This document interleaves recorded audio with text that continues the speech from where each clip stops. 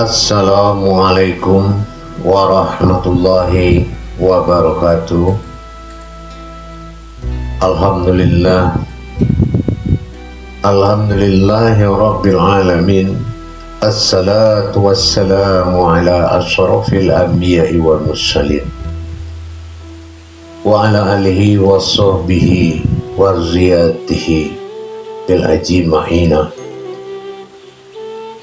Allahumma sallim wa salli wa barik ala wa karim ala anahzan nabil karim.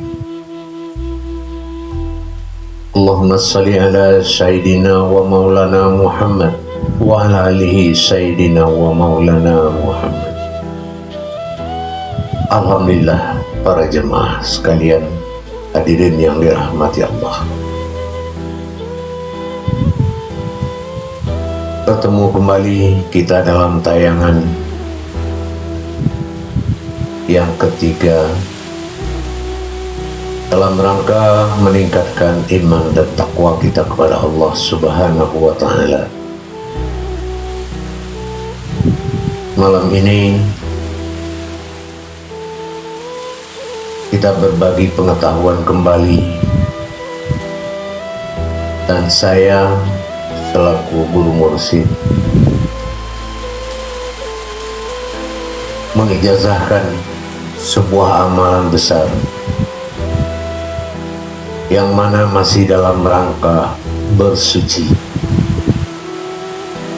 Pada bagian yang ketiga ini yang tak kalah pentingnya, urutan dan terusan dari dua masa suci yang telah kita pelajari. Tapi malam ini tak kalah pentingnya mensucikan jalan-jalan kodrat ibadah dalam hakikat kepada Allah Subhanahu wa Ta'ala. Kodrat-kodrat ibadah ini sering dikenal dengan makom ibadah.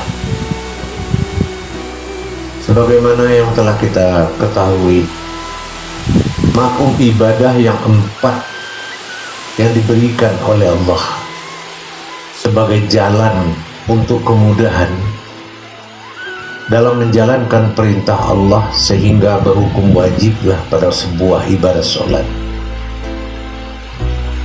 Maka Allah persiapkan kemudahan yang sangat mudah, suatu kemudahan yang sangat menguntungkan kepada kita, yaitu makom syariat, hakikat, tarekat dan ma'rifat. Mungkin makom ini tidak asing lagi kita dengar di kalangan ilmu tasawuf, tauhid, ma'rifat,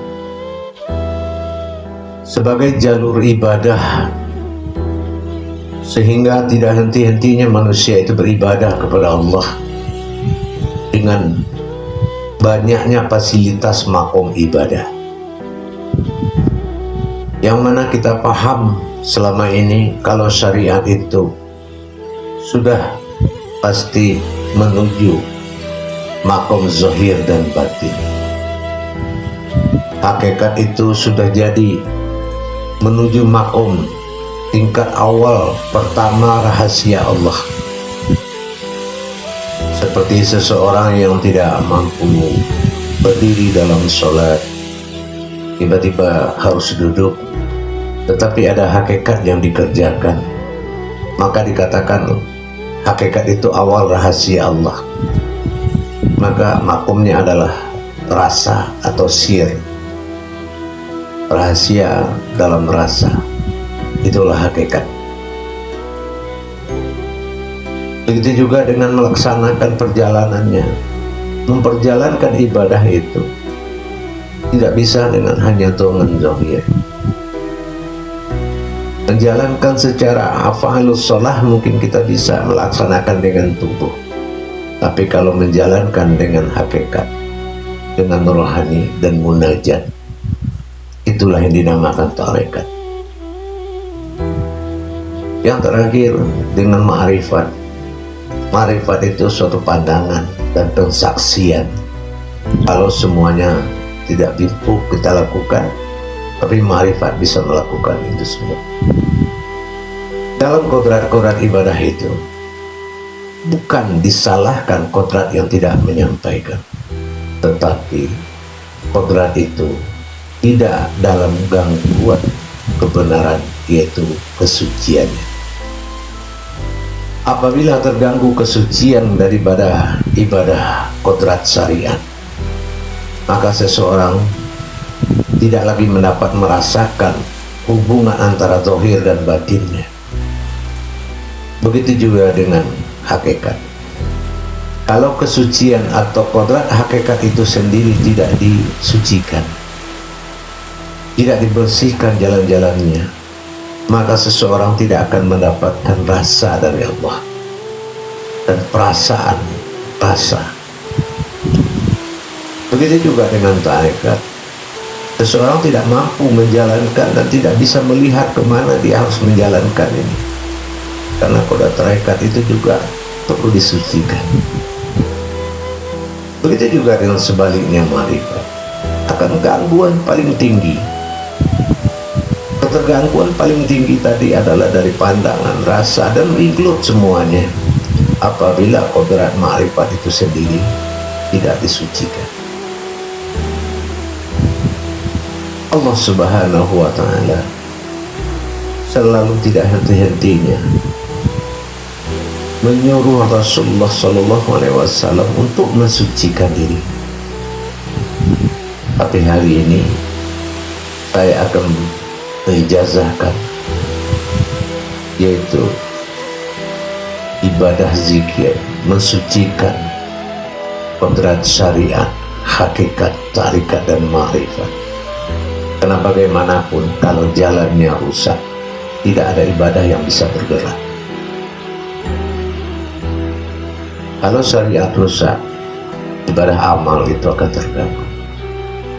Itu juga sebaliknya. Malam ini,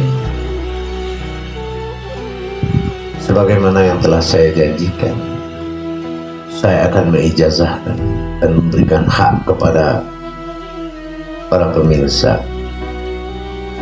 para hadirin, para jemaah yang dimuliakan Allah, terhadap amalan makom Islam. Amalan makom, taharoh makom ini adalah kelanjutan daripada taharoh kolbi, taharoh kodrat, dan taharoh makom. Tiga unsur ini tidak bisa dipisahkan karena saling membutuhkan. Allah butuh kolbi, manusia butuh kodrat. Begitu juga sebaliknya. Allah dan manusia butuh jalan.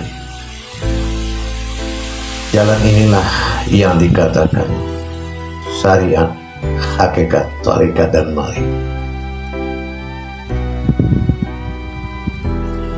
Saya akan memulai pelajaran ini tentang ibadah mensucikan kodrat ibadah. Subhanallah, kembali kepada awal. Setelah subhanallah, dalam hakikat dimasukkan ke dalam kolbi kalam itu. Kalam lebur jadi zat, zat mawjud jadi nur, dan membakar hadas di makom yang ada. Subhanallah, subhanallah.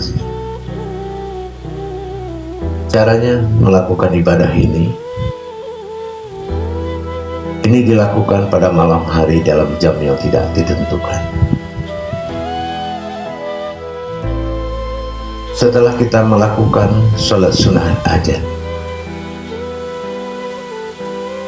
di sunat hajat inilah kita bisa menyampaikan keinginan kita tentang niat untuk mensucikan kodrat ibadah pada diri.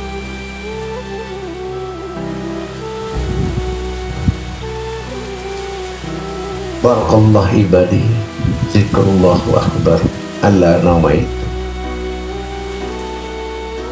akharutu fil syariati alal haqiqati alal ta'ikati alal ma'rifati lillahi ta'ala. Kita baca niat awal sebelum memulai zikir. Setelah kita baca niat tersebut,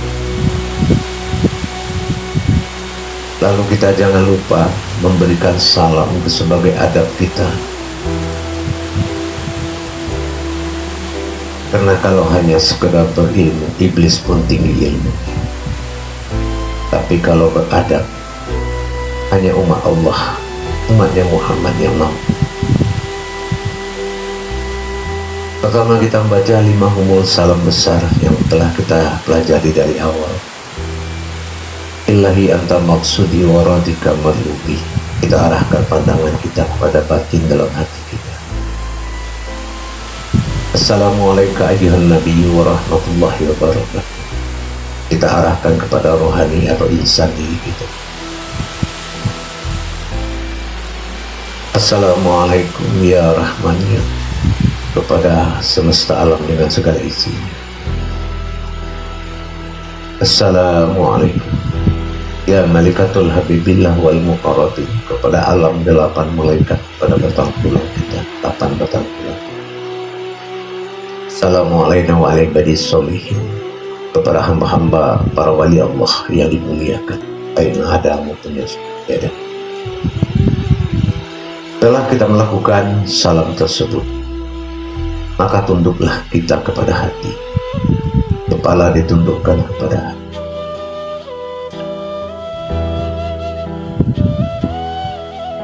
Ala syariatih zikrullahu akbar. Kita melihat syariat. Subhanallah. Mulut ditutup rapat, gigi rapat, dan tidak boleh kita bergerak karena wukuf.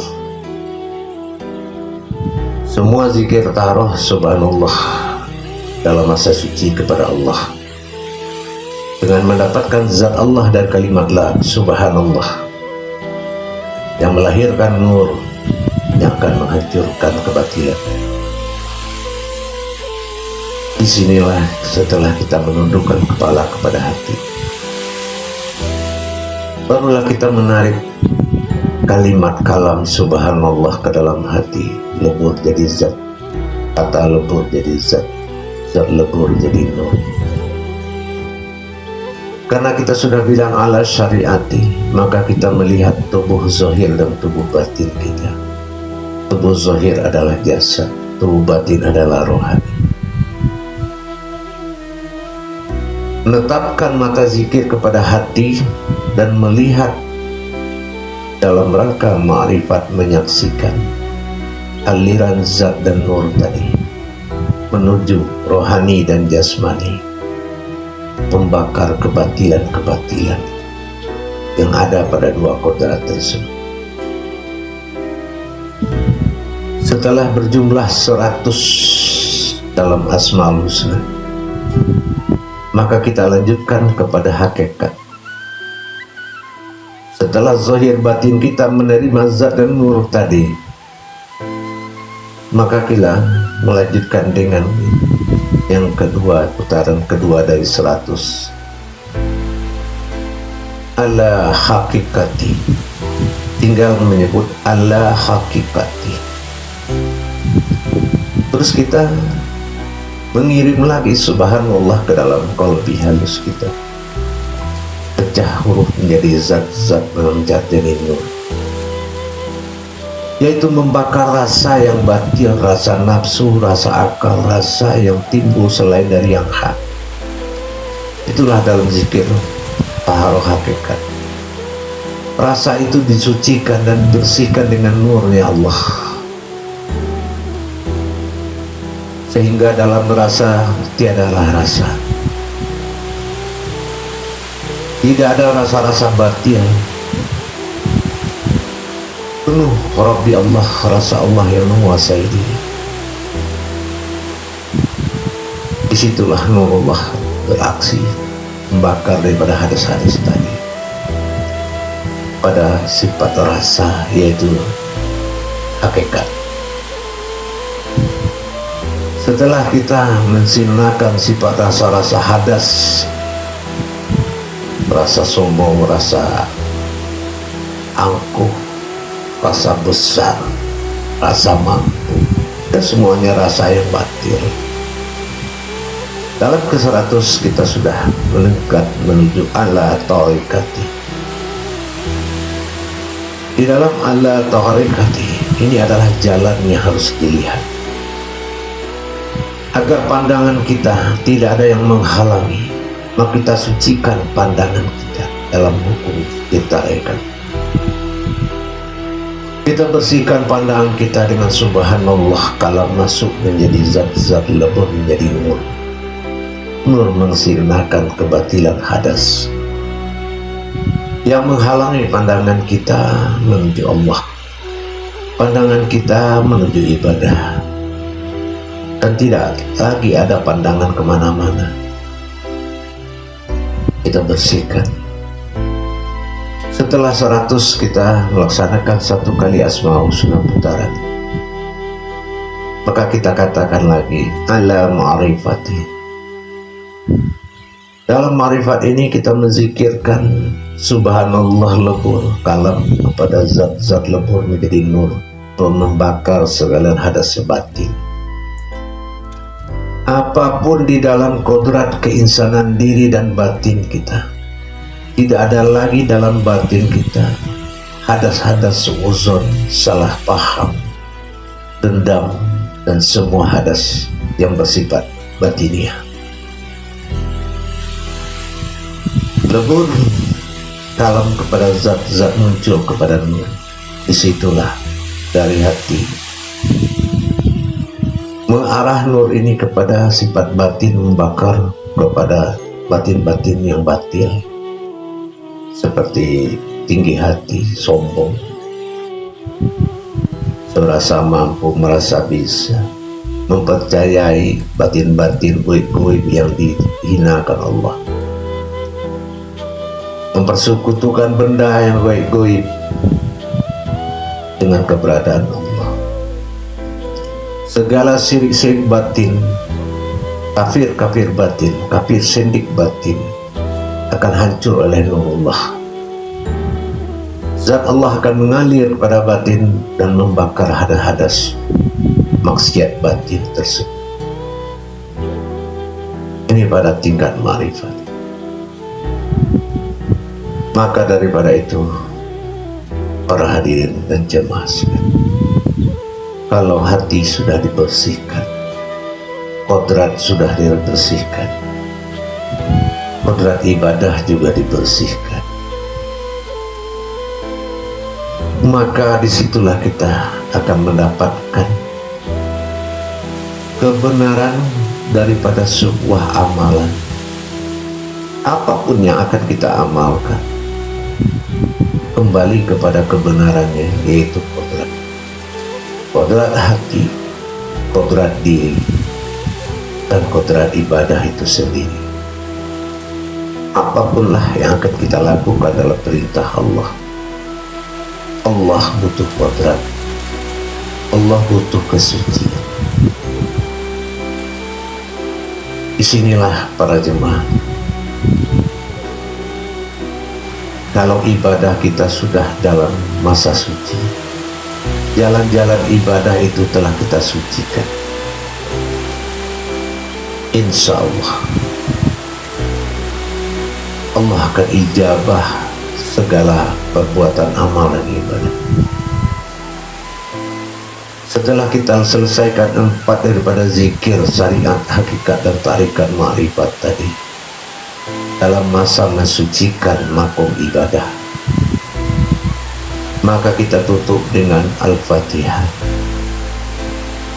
Begitu sampai di iyyaka na'budu wa iyyaka nasta'in, jangan lupa dibaca 7 kali. Setelah itu berdoa, ya Allah, sucikanlah kodrat ibadah dalam diriku, kodrat syariatku, hakikatku kepadamu. tarekatku kepada dan ma'rifatku kepada. Jadikanlah ya Allah kodrat ini sebuah kodrat yang Engkau sucikan.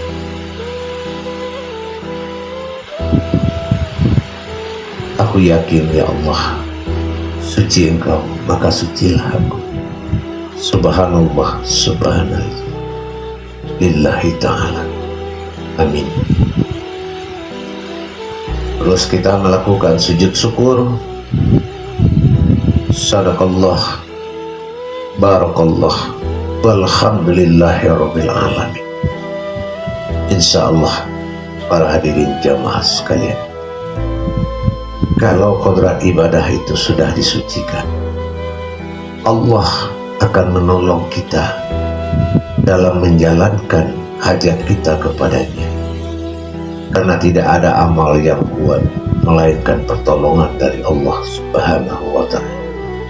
Insyaallah para jemaah, mudah-mudahan bermanfaat buat kita semua. Berkah hendaknya dan diridhai Allah segala amal ibadah. Saya ijazahkan dan saya hakkan bagi para saudara, para hadirin, para jemaah yang mendengarkan tayangan ini. Insyaallah, mari kita sama-sama bermujahadah kepada Allah demi terdapatnya ibadah yang hak lillahi ta'ala. Akhirul khalam, wabillahi taufiq wal hidayah. Assalamualaikum warahmatullahi wabarakatuh.